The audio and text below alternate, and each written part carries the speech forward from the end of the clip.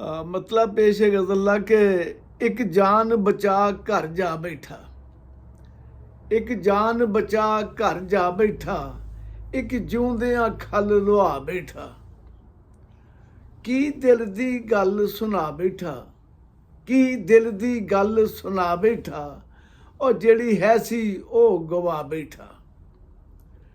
ते शेरे तू हद च रहना ना भुल्ली, तू हद च रहना ना भुल्ली, और नहीं रहिंदा फेर खुदा बैठा।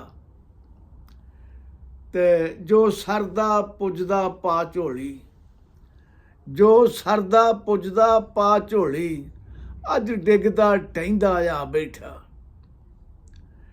ते शेरे की आखां उस सियाणे नूं, की आखां उस सियाणे नूं, भेडां विच ऊठ रला बैठा। ते शेरे मैं कुछ ना कर सकिया दिल दा, मैं कुछ ना कर सकिया दिल दा, और निक्की जही गल वधा बैठा।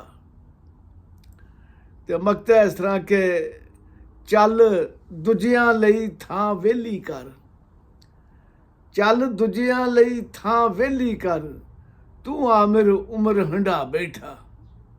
रब रखा।